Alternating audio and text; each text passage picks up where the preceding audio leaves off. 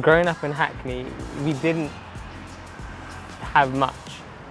And growing up seeing just the daily struggles of just being able to get by really put a lot of drive in me. And like, again, with my mum, which was in episode 2, we interviewed her. It gave me some real deep core drive, and I think at some points it was unhealthy. The moment I finished university, I was super blessed and fortunate to work with Simon. So I knew exactly what I wanted to go into.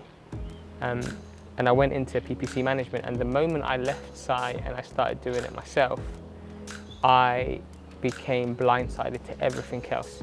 That was the goal. It was to make the company a success. And I was ruthless about it. And this is where my drive came in. I just kind of closed everything off. Obviously, I put the church first and all the stuff I do with my Christian faith. So that was number one. And then my family was there. So I made sure that I saw my mum, my sister, my nieces every week, 2 weeks, and the business. And that was it. There were times when I would get invites from friends to go to parties, to go and hang out, to go and do stuff. I never went.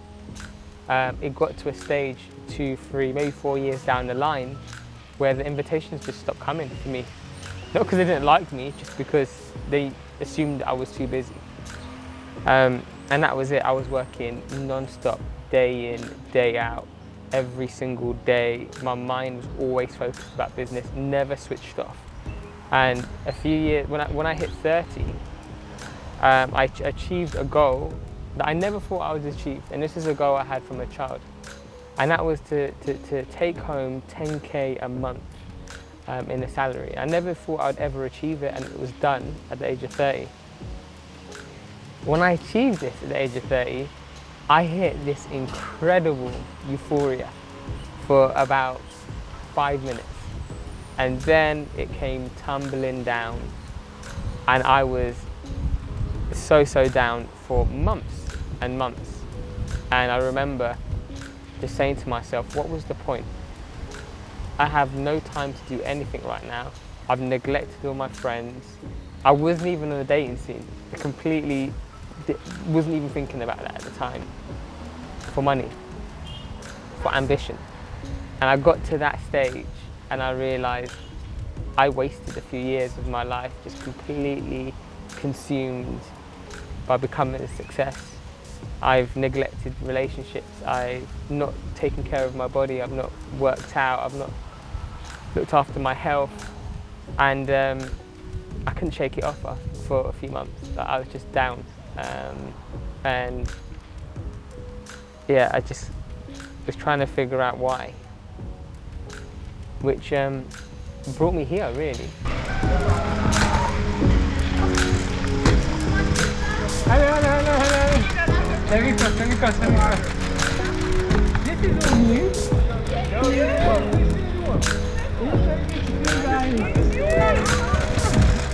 Oh, bring it in. So, yeah, I would walk around and people would ask, how you doing? And at that point, I was just like, yeah, not good, but really bummed out. And I remember speaking to Jasmine at the time. It's a really good friend of mine, and she just moved out to Bermuda. And she said, look, you should come visit. And I said, look, I can come see you and her new partner at the time, Ryan, but I'm not in a good place. And she said, no, just come and we'll have a good time, just come along. And this is what brings me here. So I was able to come here and take a step back from the business and really think about, okay, what's next? Because where I'm at now isn't good. I'm not enjoying this. It's not worth the stress, the sweat and the tears. I need to do something different. And it's coming here, stepping back, taking the time to reflect, that made me move into what we're going to go into in season 2, which is building the team and having people around me that, 1, I can grow with, 2, I can get excited with and have fun, and 3, share the burdens and responsibilities, because it was so much trying to do it on my own. So that's kind of what led me to this, and that was a journey. I'm telling you now, it was a journey. Nothing has been as hard as that, managing people, making sure I have the right processes in place, dealing with things properly, like employment contracts, adhering to the policies of the country that I live in, which is the UK. So all of these things I had to learn, but it's been fun, it's been challenging, it's been a bit of a stress. There's been moments where I got it wrong, but ultimately that journey is what I'm going to talk about in the next episode, in the next season. But right now, this has been a very special place in my heart, because this was the time I remember where I had to kind of force myself to stop and slow down and think about, okay, what direction do I want to go in next? Bermuda. Nice, you go.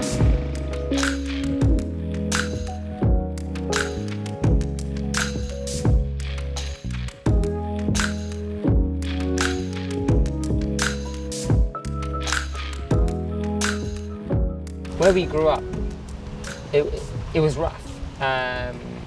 There wasn't many people to look up to and try and aspire to be like. And it was also rough.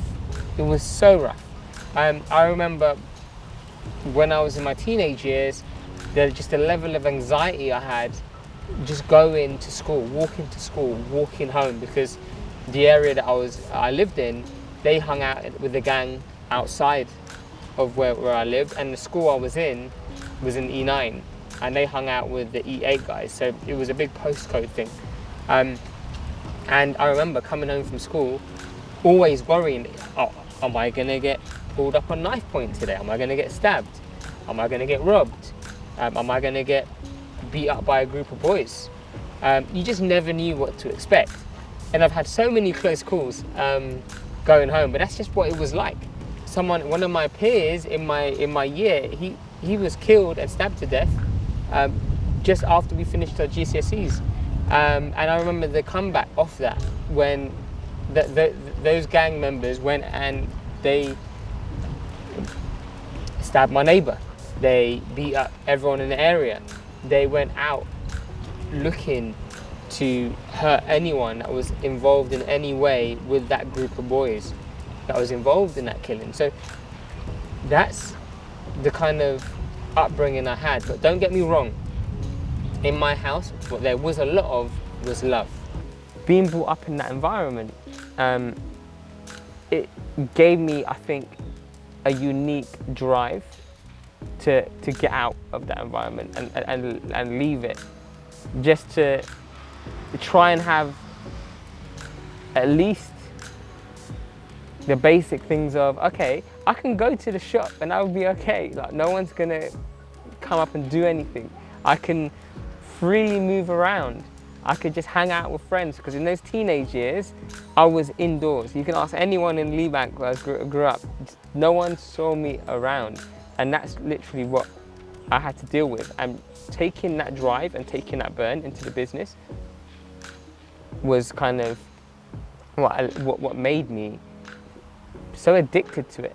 You know, I'll call it addiction. I was addicted to the business at that point, because this was my ticket out. This is what was going to get me out of where I'm at.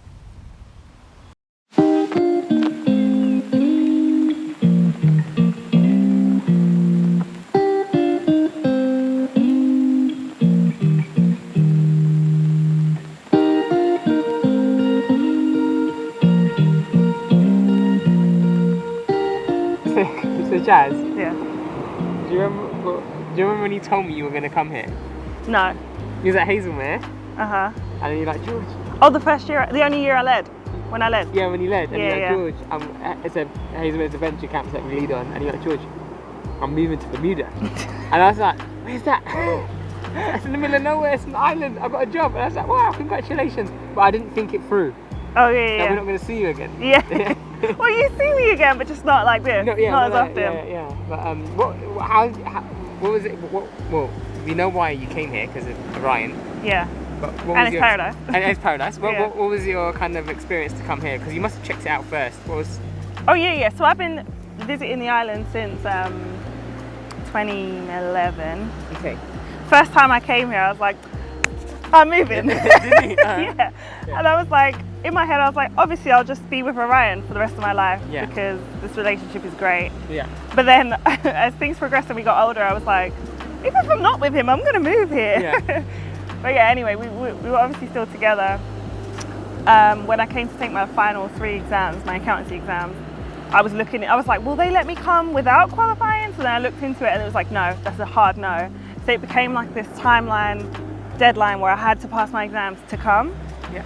So yeah, I passed my final exam. No, I interviewed before I got my results. Right. And yeah, Rai put me in touch with some people who were here. I interviewed like 3 times and then I got offered a job contingent on my results. So the results day was nerve-wracking. So I think when I spoke to you, I hadn't even got my results yet. Really? Yeah, but I was like, I'm moving, I know, I already know. Okay. I'm doing it. So yeah, it was fine. 2 years ahead, 2 years before, Jazz put on Facebook, I don't know if university's for me. and then she finished with a first. Yeah. Now I know why. Do you remember the first time I came here? Yeah, I'm trying to visit remember you? the year. I think it was 2017. Yeah, you How visited. did the invite even come about? Did you invite me or did I just say, hey, I'm coming to see you? I think I had shared some pictures and you were like, how hard is it to get here? And I was like, oh, it's a direct BA flight. You were like, what? And I was like, yeah. And you were like, I think I'm gonna come. And I was like, all right, yeah, he's gonna come. You know, it's gonna take years for him to be like, yeah, I'm gonna come. And then similar to this trip, days before you were like, I'm coming. I'm coming. And I was like, oh, okay, cool. Rai had never met you. We hadn't like linked up in London. So and he was kind of like, who is George? And I'm like, George, I've told you about George. Yeah. Like we've known each other since we were kids. We used to go camp together. He's like, I don't know this guy. I swear I don't know him. And I'm like, all right, well, you don't know him, that's cool. So then you got that Airbnb, and then the first day you guys met, he was like, oh, I like him a lot. Because you knew I came and I was like bummed out. Yeah. Could you see a difference in me like compared to normal? Well, we hadn't seen each other for a while, but I could tell with like the urgency of coming on the trip. And when you got here, you were a bit like, I just want to chill. I was like, do you want to do touristy stuff? And you were like, I just want to take it day by day. Yeah. So I could tell that you were like, not hiding from something, but recovering from something. Yeah. Did I even share with you like what was going on and stuff? Like with... I don't actually remember. It's funny because we got here and then I remember one day you guys were so hospitable. I know that we had like a baseball game. So at the time you were working at KPMG. The KPMG played Deloitte. Yeah. I got subbed in. Yeah, I remember we were explaining the rules to you before the game. Yeah, I didn't even have to play the game, and then we played. And then there was one day, Orion, he's so kind. He took me to a beach. Mm-hmm. He left me there, and then went to like see a client. So I'll be back for you in 2 hours. And This is when he was in criminal. And he went to the prison. He went to the prison, yeah. And then I was sitting there. I was like, this is paradise. And I was like, okay, I'm getting hot now, and I could see my skin getting darker. And I was like, I need to leave. Oh, no sunscreen. There's no sunscreen. And then I was like, when's he coming? And I could have went and stood in the cave and got some shade, but Orion wouldn't see me. Yeah. Even after I'd left to go home, so I had to wait. In the sun. Like, hour 22. No joking. It was like an hour. Cool, but yeah, that was really cool. And I'm sitting here with the Mats. Hello. It's so good to be here. I think coming to Bermuda has a lot of benefits, and it had kind of the fact that I mentioned where it was able to help me to relax, slow down. But one of the most important things is the people. So I think wherever you go anywhere, it's always about the people and how you're made to feel welcomed and how you're made to feel a part of the community. And knowing Jasmine's been great, but then meeting Orion has been amazing because Orion is famous around these places. Listen. Everyone knows who you are, huh? Everyone knows my mother. Okay. And they know me. Yeah, but you walk down the street of Orion, it's like, it's hellos, high fives, and everywhere. It's a smile. I smile a lot. No, it's been amazing. So, Orion, what did you think when you first met me? Because it must have been a bit odd. Like, oh, Jasmine probably talked about me, and you says there's some guy that's coming to visit. Who is this dude? So you know what's really funny? I was putting it on extra hard. Jasmine would always give me grief because some of my friends would come down. She's like, "Who's this person? Yeah. Never heard of this person." So then I finally had this opportunity I'm going to to caveat. go. Hold on. Go ahead. Rai tells a lot of stories. Yeah. So many stories. So when someone pops up that's never featured in an Orion story, I was like, who? Yeah. So yeah, that's why. So then I was like, "Oh yes, this is my turn." It's like, "Who's this George?" Not even his real name. And then, but what's so funny, I think with most I think with most people that I meet, I don't know, I always get a good sense of them almost immediately. And so I was like, oh man, this isn't gonna work out. Can't give this guy a hard time. He's such a fantastic person. Yeah. And then, yeah, I think there were a lot of times where we were to spend together where you may have been working or busy. Yeah, it was awesome. Yeah.